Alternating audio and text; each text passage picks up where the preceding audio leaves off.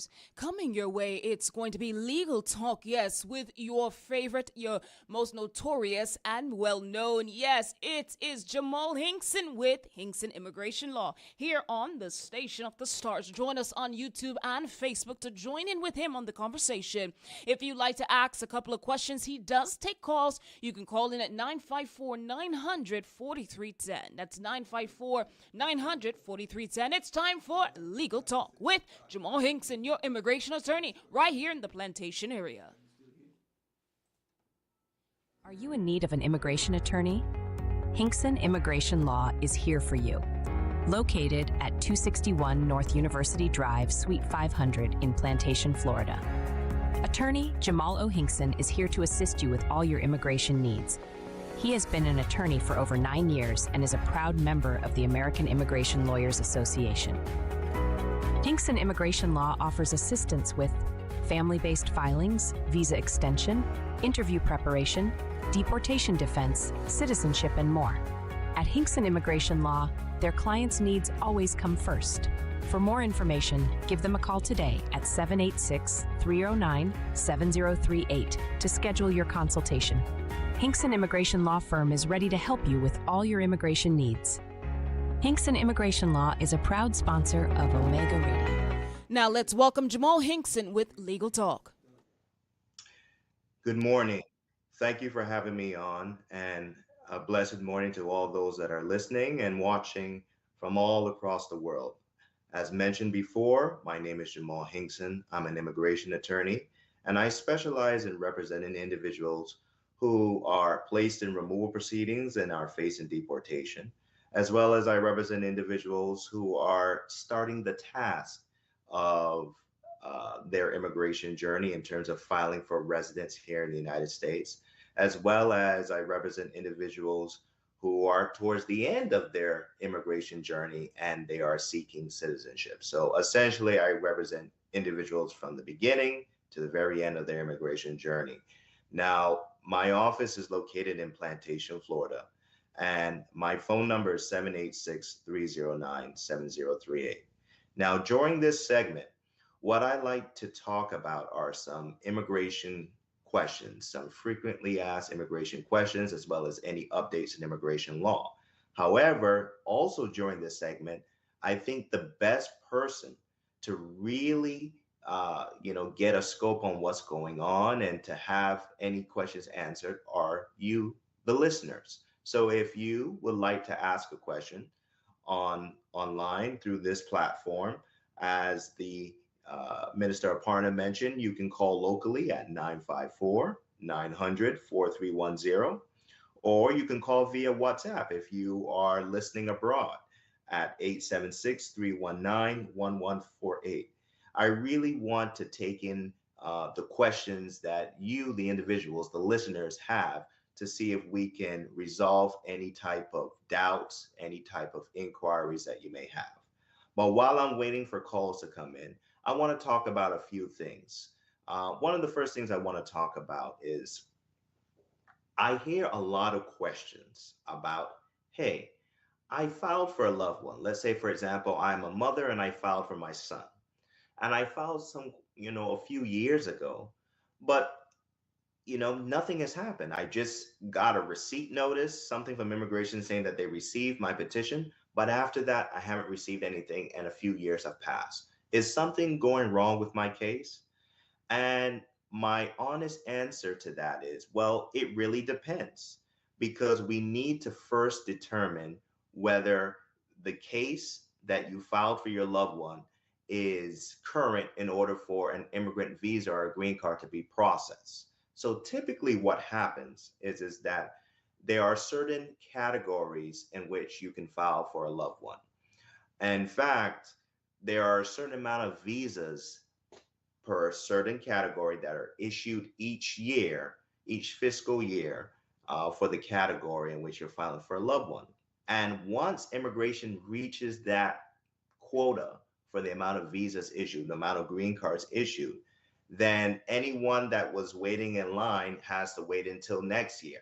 And as you can see, that would cause a backlog of cases because there are more people petitioning for their loved ones than the amount of visas that are issued each year.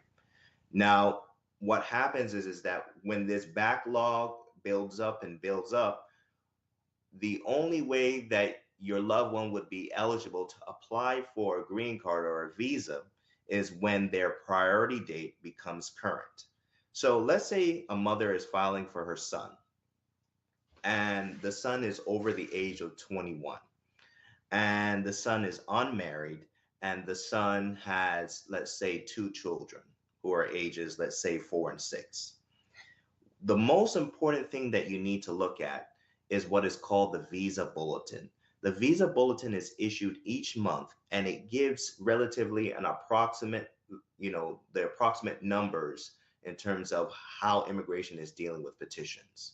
So, for example, a mother filing for her unmarried son, and the mother's a US citizen, right now that is considered a first preference category. Now, for that category, immigration is working on petitions in which they're given a priority date, which is also known as a receipt date, as of October of 2015. So, what that really means is if you were the mother and you were filing for your child, and you filed, let's say, in 2019, and immigration is working on petitions that were filed in 2015, it really means that your priority date is not yet current, or your child's priority date is not yet current. So even if you received an approval of that petition that you filed on behalf of that loved one, you have to wait until their priority date becomes current. So right now, let's say you're filing for an unmarried son or daughter, and you are a US citizen parent, and that unmarried son or daughter is over the age of 21 at the time you filed for that person. As I said before, their priority date is October of 2015. And you will know your priority date because it's around the same time, or it is at exactly the same time that you filed for that loved one. Another category would be, for example, if you are a green card holder and you are filing for your spouse, or you're filing for your minor child. Now, a minor child under immigration law means a child who is under the age of 21 at the time. So for this category, immigration is working on a higher schedule of petitions. In fact, they're working on petitions that were filed as of January of 2022, which means if you filed on or before January of 2022, or on or after January of 2022, that means that your loved one's immigrant visa priority date is current, and therefore they're eligible to apply for an immigrant visa once the petition has been approved.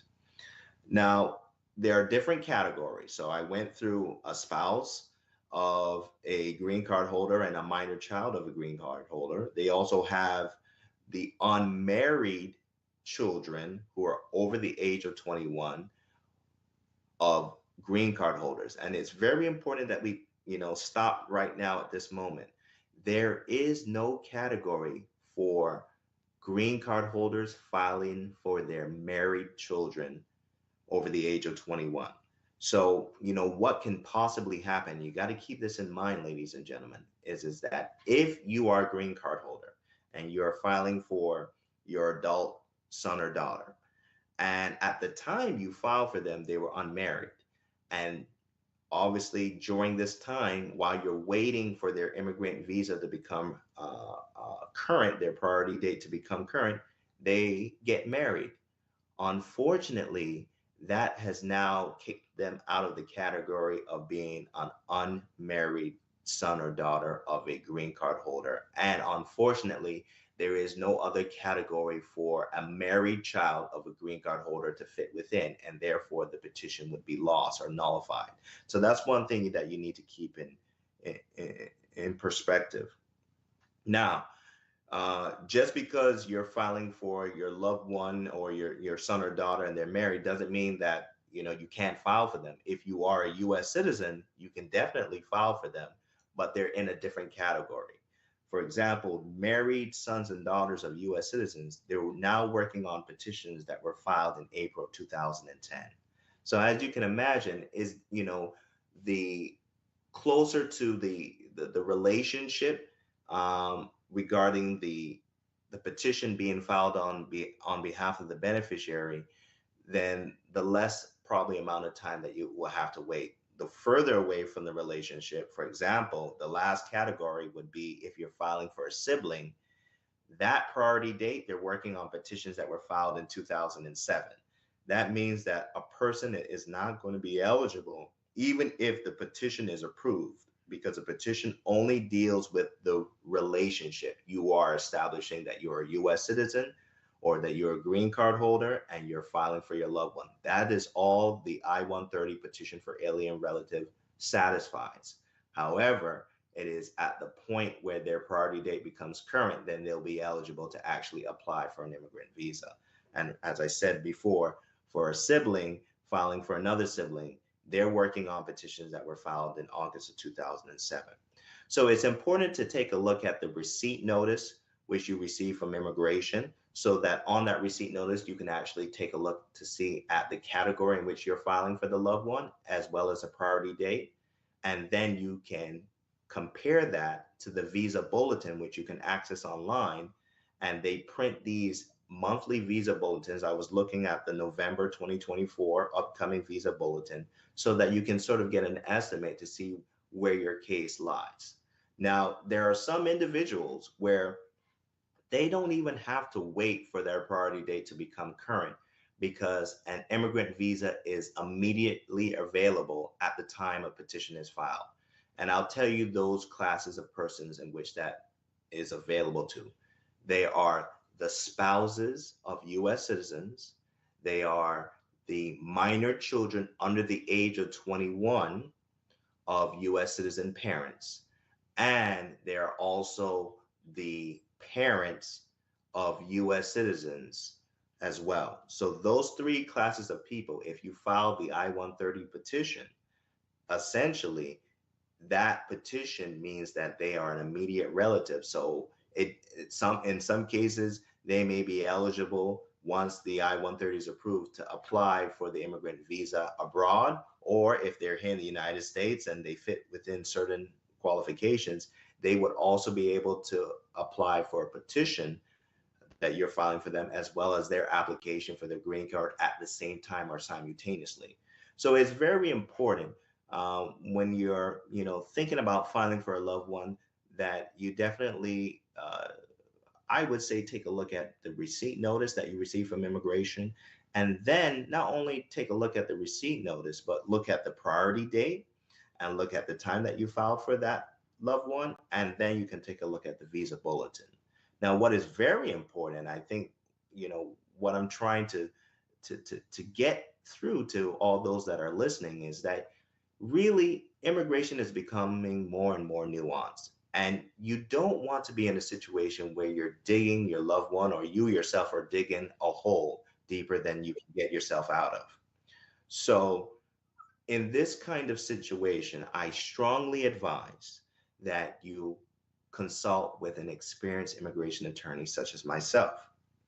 Now, when you consult with me, you know, my goal is not to just represent you or your loved one in their immigration matter, but my goal is I really believe I like to educate my community and explain to them exactly what is happening in their case and why it's happening in their case. Because once you have those two explanations, now if you're scheduled to go to an interview, you're not you don't seem sort of robotic. You don't seem lost, because you know what is actually happening. You know why you're going through this process. You know why the immigration officer is asking you certain questions.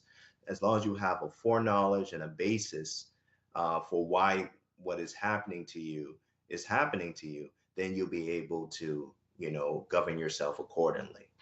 Now, what I explained to you was just the initial step in terms of if you were thinking about filing for a loved one, or if the loved one is listening, they can get in contact with their relatives here in the United States, so that, in terms of how to start the process.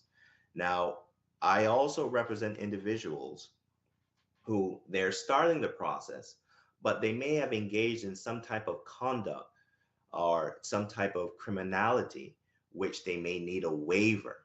Because although you can establish the relationship, although that is established, it doesn't mean that that is the all in all in terms of you receiving status here in the United States. You have to be what is considered admissible to the United States. And there are certain things that will render a person inadmissible, not allowed to enter the United States, even though they have a loved one filing for them.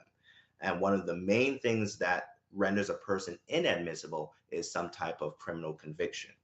Now, the good thing is that immigration is also immigration law also takes into consideration waivers or terms of or applications for forgiveness.